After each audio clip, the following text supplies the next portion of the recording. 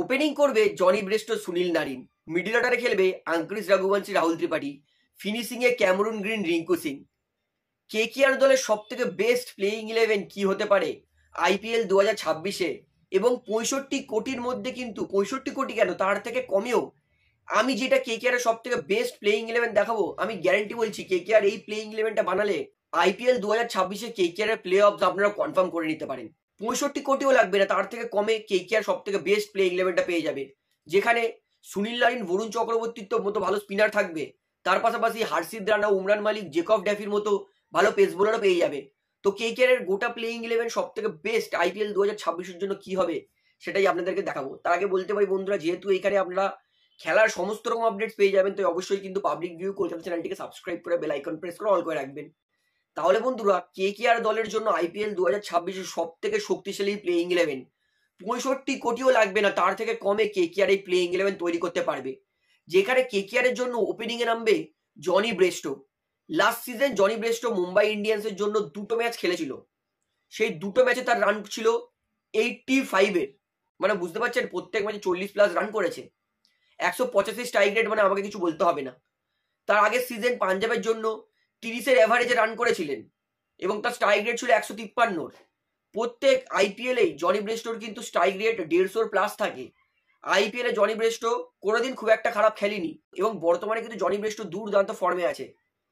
তাই আমি sure KKR কিন্তু জনি ব্রেস্টোকে অবশ্যই পেয়ে যাবে, বেশি দাম লাগবেও না, কারণ অন্যান্য দলের কাছে কিন্তু ওপেনার অপশন আছে।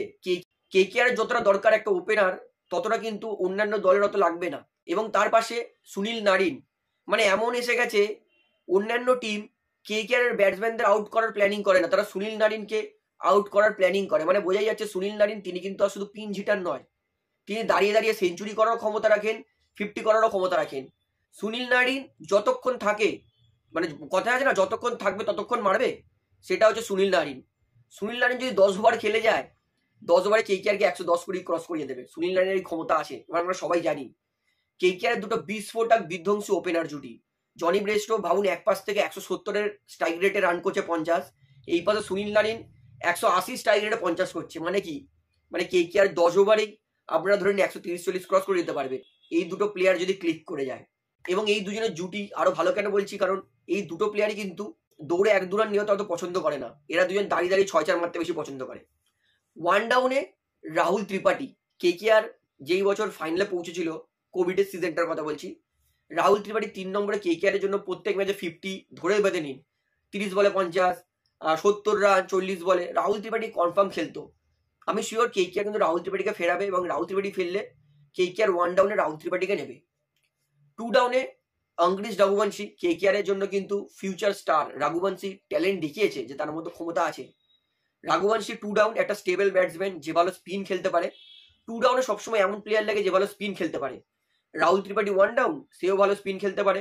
রঘুবংশী 2 ডাউন, সেও ভালো স্পিন খেলতে পারে। অর্থাৎ অপোনেন্ট দলের স্পিন অনায়াসেই কিন্তু এই দুটো প্লেয়ার ট্যাকেল করে নেবে। 3 ডাউন মানে 5 নম্বরে নামবে রিঙ্কু সিং, ভারত কা বাচ্চা। রিঙ্কু এই মুহূর্তে চমৎকার ফর্মে আছে, স্পিন বলুন পেস বলুন রিঙ্কু কোনো কিছুতে আটকাচ্ছে না। কিছুদিন আগেই তিনি রঞ্জিতে 176 করে এসেছেন তামিলনাড়ুর মতো দলের বিরুদ্ধে। তামিলনাড়ু যেখানে 101 স্পিন বোলার আছে, রিঙ্কু সিং আউটস্ট্যান্ডিং ফর্মে। 6 নম্বরে নামবে Cameroon green, finisher. Cameroon green দরকারে 3-4 ওভার বলও করে দিতে পারে। ক্যামেরুন গ্রিন একদম লম্বা প্লেয়ার, 6 ফুট 3 ইঞ্চি তার হাইট, দাঁড়িয়ে দাঁড়িয়ে লম্বা রেঞ্জ হিটিং করতে পারে।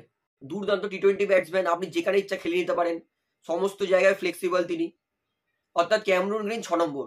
7 নম্বরে রামানদীপ সিং।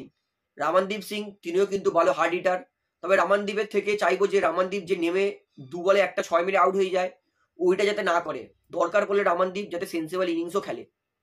তো কেকেআর কিন্তু টোটাল 7টা ব্যাটসম্যান পেয়ে যাবে এই প্লেইং 11-এ। ইম্প্যাক্ট প্লেয়ার তো আমি বলবো আলাদা, মানে ইম্প্যাক্ট প্লেয়ার নিলে কেকেআর এর ব্যাটিং আরো মজবুত হয়ে যাবে। কেকেআর 8 নম্বর প্লেয়ার সেটা হবে হার্ষিদ রানা। আমরা দেখেছি হার্ষিদ রানা তিনি কিন্তু ব্যাটিংও করতে পারেন, 6-4 মারার ক্ষমতা রাখেন, আমরা ইন্ডিয়ার জন্য দেখেও নিয়েছি কিছুদিন আগে। তো হার্ষিদ রানা তিনি 8 নম্বর প্লেয়ার, ভালো বোলিং করে দেবে। 9 নম্বর প্লেয়ার জেকব ড্যাফি, এই মুহূর্তে টি20 বেস্ট পেস বোলার যদি বলেন সেটা জেকব ড্যাফি। 1 নম্বরে আমাদের চক্রবর্তী মশাই, 2 নম্বরে আমাদের মানে রাশিদ খান, আফগান জেলেবি, এবং 3 নম্বরে জেকব ড্যাফি। এই লিস্টে কোনো পেস বোলার নেই। জেকব ড্যাফির বিষয়ে আমাকে কিছু বলতে হবে না, আমরা সবাই অনেকবার বলেওছি জেকব ডেভিকে কেকেআর লাগবেই, আর কারোকে দরকার নেই। 10 নম্বর প্লেয়ার কে আছে? টি20-র 1 নম্বর বোলার চক্রবর্তী মশাই। চক্রবর্তী মশাই আর এদিকে সুনীল নারিন, এই 8টা ওভারে যত ভালো বল করবে অপোনেন্ট দলের কোমর তত বেশি ভাঙবে। চক্রবর্তী মশাইয়ের স্পিন বোলিং নিয়ে আমার কিছু বলার নেই। ধরে নিন পার ম্যাচ 2টো করে উইকেট, প্লাস 4 ওভারে হয়তো 26 run 30 run, outstanding bowling figure. এবং 11 নম্বরে স্পিড গান উমরান মালিক। উমরান মালিক পুরোপুরি ফিট, এবং তিনি আরও একবার প্র্যাকটিসে বল করছেন 148 147। ফিটনেস ফিল্ডে হয়তো এই 147 স্পিডটাই 151-52 যাবে। টপ গান উমরান মালিক। এটা হবে কেকেআর প্লেইং 11। ইম্প্যাক্ট প্লেয়ারে আপনারা রাহুল ত্রিপাঠীকে ইম্প্যাক্ট প্লেয়ার বানাতে পারেন, ভেঙ্কটেশ আইয়ারকে তাহলে 3 নম্বরে খেলাতে পারেন, বা ভেঙ্কটেশ আইয়ার যদি রাহুল ত্রিপাঠী 3 নম্বরে খেলে তাহলে ভেঙ্কটেশ আইয়ারকে ইম্প্যাক্ট প্লেয়ার খেলাতে পারেন। যদি ক্যাপ্টেন ভেঙ্কটেশ আইয়ারকে বানানো হয় তাহলে আপনারা ভেঙ্কটেশ আইয়ারকে 3 নম্বরে খেলিয়ে রাহুল ত্রিপাঠীকে ইম্প্যাক্ট প্লেয়ার খেলে নিতে পারেন। রিঙ্কু সিং, তিনি বহু বছর কেকেআর সঙ্গে যুক্ত আছেন, তিনিও ক্যাপ্টেন হতে পারেন, তবে ভেঙ্কটেশ আইয়ারকে ক্যাপ্টেন হলে ভালো হয়। তাই রাহুল ত্রিপাঠী ইম্প্যাক্ট, ভেঙ্কটেশ আইয়ার 3 নম্বর প্লেয়ার।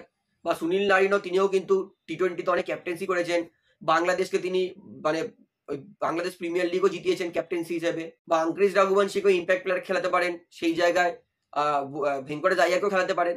তো ইম্প্যাক্ট প্লেয়ার আসলে কেকেআর কিন্তু 7টা ব্যাটসম্যানের জায়গায় 8টা ব্যাটসম্যান হয়ে যাবে যারা প্রপার ব্যাটিং করতে পারে, এবং হার্ষিদ রানা 9 নম্বর ব্যাটসম্যান।